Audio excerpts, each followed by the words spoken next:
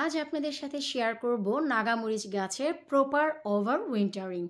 আজকের ভিডিওর বিষয়বস্তু তাই থাকছে, আমি কিভাবে মরিচ বা অন্যান্য গাছের ওভার উইন্টারিং করি। প্লিজ ভিডিওটি শুরু থেকে শেষ পর্যন্ত না টেনে দেখার চেষ্টা করবেন, এতে করে নতুনরা অনেক কিছু জানতে পারবেন। হ্যালো এভরিওয়ান, আসসালামু আলাইকুম। কেমন আছেন আপনারা সবাই? আলহামদুলিল্লাহ, আমি তো অনেক ভালো আছি।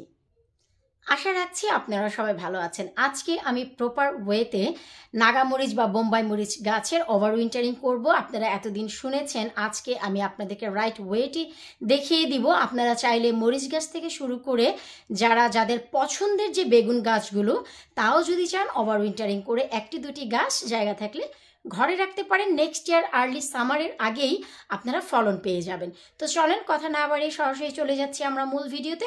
আর আমি ওভার উইন্টারিং করতে যাচ্ছি আজকে সেই গাছটি যেটি হচ্ছে আমার এবছরের নাগামরিচ গাছ। গত বছরের না, তার মানে হচ্ছে 2023-এ যে নাগামরিচ করেছিলাম সেটা 23 ভরে খেয়েছি। ওভার উইন্টারিং করে ঘরে রেখে এই পুরো 24 সালও খেলাম। ইনশাল্লাহ সেটা আবার 25-এও খাওয়ার ইচ্ছে আছে। কিন্তু এই নাগামরিচটি হচ্ছে 2024-এই বীজ থেকে, আমার নিজের বীজ থেকে বানানো। এখান থেকে অনেক পরিমাণে মরিচ আমরা অলরেডি খেয়েছি।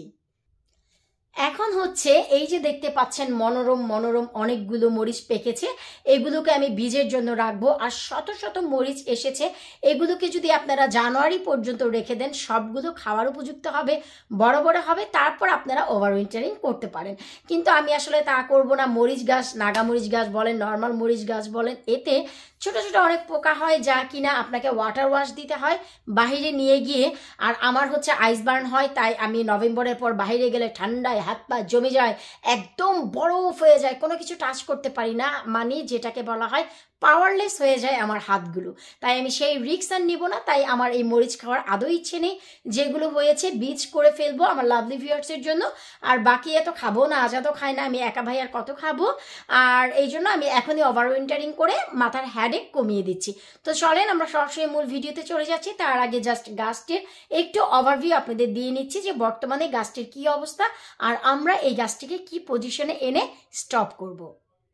শুরুতেই বলে দিচ্ছি, ভিডিওটি শুধুই নতুনদের জন্য, যারা নতুন এবং এবছর এবং আগামী বছর আপনারা গার্ডেনিং করবেন তাদের জন্য। কারণ যারা পুরনো তারা সবাই এই জিনিসটি জানেন, করেন। তাই পুরনোদের জন্য এই ভিডিও না। তাই দেখে আপনারা কেউ চিন্তা করবেন না যে ভিডিওটি আমি আপনাদের জন্য দিয়েছি, আপনারা তো অলরেডি এইসব জানেন। আমি নতুনদের জন্য আসলে দিতে যাচ্ছি। তো এই যে দেখতে পাচ্ছেন বড় বড় যে মরিচগুলো, এই যে দেখতে পাচ্ছেন এই মরিচগুলো সহই আমি কিন্তু এখন সব কাটবো। আর এই যে দেখতে পাচ্ছেন ওভার উইন্টারিংয়ের মূল যে জিনিস সেটা হচ্ছে পট চেঞ্জিং। আপনাদেরকে পটটি চেঞ্জ করতে হয়। তো আমি আর সেই কাজটি করলাম না, পটটি চেঞ্জ করব না। আমি যে কাজ করলাম মাত্র সেটা আপনাদের দেখাচ্ছি। চলেন আমি একটু ক্লিয়ার করে আপনাদের দেখাই। সেটা হচ্ছে এই যে গাছটিকে ধরে আপনি যদি টান দেন, এই যে দেখেন উপরের দিকে কিন্তু অনায়াসে চলে আসে।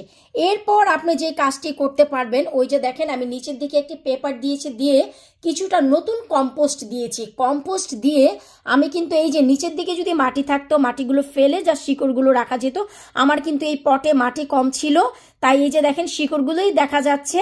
তো সেই হিসেবে এখন আমি এই যে সরাসরি দেখেন এখানে বসিয়ে দিলাম, একটু চেপে দিচ্ছি কারণ নিচের দিকে তো অলমোস্ট অনেক মাটি দেওয়া হয়ে গেল, যেহেতু মাটিগুলো ছিল না।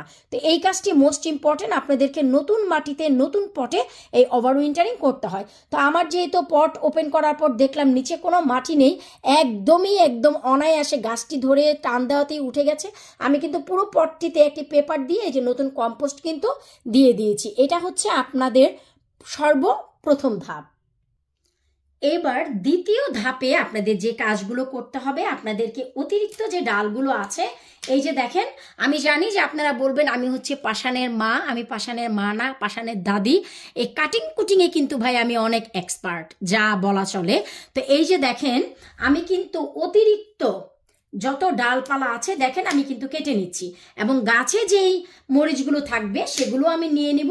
আমি এই যে দেখেন আপনাদের দেখাচ্ছি যে কিভাবে আমি ডালগুলো এই যে দেখেন কেটে নিচ্ছি। তো এভাবে করে সবগুলো ডাল শুরুতেই কেটে নিতে হবে। এই তো কত বড় গাছটা কেটে কুটে আমি কতটুকু করেছি আপনারা নিজেরাই দেখেন।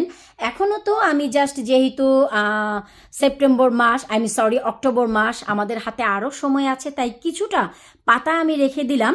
আর এই হচ্ছে দেখেন যে অবশিষ্ট আমার যতগুলো ডাল ছিল একদম শত শত শত শত মরিচ সহ দেখেন সবই কিন্তু আমি কেটে নিলাম এই গাছটির ভালো ভবিষ্যতের জন্য, কারণ এটা থেকে আমি 2025-এ আল্লাপাক বাঁচিয়ে রাখলে মরিচ খাবো। কিন্তু এ মাসের শেষে আমার এই গাছে কোনো পাতা রাখবো না আমি। এই যে যেমন দেখতে পাচ্ছেন ডালটি, এই ডালটিতে যেমন পাতা নেই, এই যে একদম এই পাতাগুলো, এই যে পাতাগুলো সহই আমি ফেলে দিব, শুধু ডালটি রাখবো। আমি বোঝানোর জন্য আপনাদের আরও একটু বুঝিয়ে দিচ্ছি। এই যে দেখতে পাচ্ছেন বেগুন গাছ, বেগুন গাছের ওভারউইন্টারিং করেছি গতকালকে। এই যে দেখেন সম্পূর্ণ বিশাল আকারের একটি বেগুন গাছ, সব কিছু কেটে জাস্ট একটি দুটি পাতা আমি রেখে দিয়েছি। এই পাতাগুলো নভেম্বর আসতে আসতে আমি ফেলে দিব। তারপর এই ডালটিকে আমি প্রোটেক্ট করে রেখে দিব নেক্সট সামারের জন্য। কিভাবে প্রোটেক্ট করব সেটাও আপনাদের সাথে শেয়ার করব। সো মরিচ গাছটিও কিন্তু আমি এইরকমই করব। কোনো প্রকারের পাতাই থাকবে না, কারণ একটু একটু পাতা থাকলেও মরিচ গাছে পোকা চলে আসে।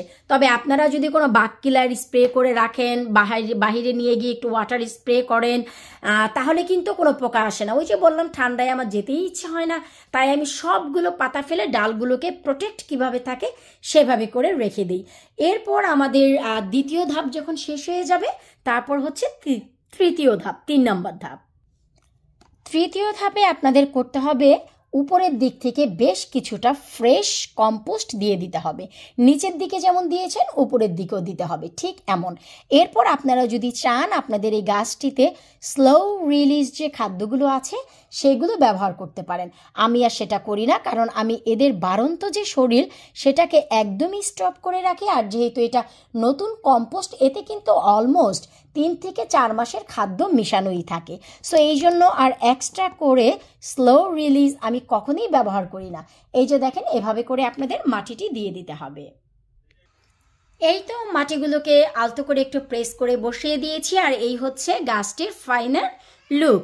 আর গাছে যে মরিচগুলো আছে পাকা মরিচ, এগুলো আমি কিন্তু পেরে ফেলবো। আর ছোট ছোট যে মরিচগুলো আছে থাকুক, এইগুলো এখন বড় হতে থাক, কোনো সমস্যা নেই। নভেম্বরের মাঝামাঝি বা শেষের দিকে আমি সবগুলো পাতা যখন ফেলে দিব তখন এমনিতেই এগুলো তুলে ফেলবো। আর এখানকার মরিচগুলো সব এখন আমি কালেক্ট করে নিয়ে ছোট ছোটগুলো, যেহেতু এগুলোতে তেমন ঝাল হয়নি, ছোট মরিচ যে কোনো তরকারিতে আপনারা দিতে পারবেন, কারণ এখনো পর্যন্ত এত ছোট মরিচে নাগা মরিচের যে ঝাল আর ফ্লেভার সেটা অ্যাড হয় না। নর্মাল ভাজি টাজি বা ডালে দিয়েও আপনারা খেয়ে ফেলতে পারবেন, আর যদি না চান ফেলেও দিতে পারেন, কোনো সমস্যা নেই। আশা করব আমি যেই পয়েন্টটি মেক করতে চেয়েছি, বোঝাতে চেয়েছি, আপনারা নতুনরা বুঝতে পেরেছেন। আপনারা ওভারউইন্টারিং করতে পারেন সেই গাছগুলো, যে গাছগুলো 2024-এ আপনারা করেছেন, আপনাদের গার্ডেনে হয়েছে। পছন্দ মতন কিছু কিছু বেগুন আছে না, সব বেগুন না, যে একটি দুটি বেগুন আমার খুবই পছন্দের, তো সেই গাছটি আপনারা ওভারউইন্টারিং করে ঘরে রেখে দিতে পারেন। নেক্সট সামার আসার আগেই, আর্লি সামারে আপনাদের সেই গাছে দেখবেন জান প্রাণ চলে এসেছে। এই যে এত বড় গাছটাকে কেটে আমি ছোট্ট করে দিলাম, এতে কিন্তু এর ভবিষ্যৎটাই আমি ভালো করে দিলাম। প্রতি বছর তাহলে আর কষ্ট করে আপনাকে নাগামরিচের ফলন করতে হবে না। একই গাছ থেকে আপনি পরপর 5 বছর পর্যন্ত ভালো মানের মরিচ পাবেন, যদি ওভারউইন্টারিংয়ের সময় আপনারা এই পুরো পটটি তুলে নতুন পট এবং নতুন মাটি ব্যবহার করেন। পুরনো মাটি সহ পুরনো পটটি ঘরে এনে রাখলে এতটা ফলন ভালো পাওয়া যায় না। তো বিদায় নিচ্ছে আজকের মতন। কারো কিছু জানার ইচ্ছে থাকলে ভিডিও নিচে কমেন্ট করবেন। আল্লাহ হাফিজ।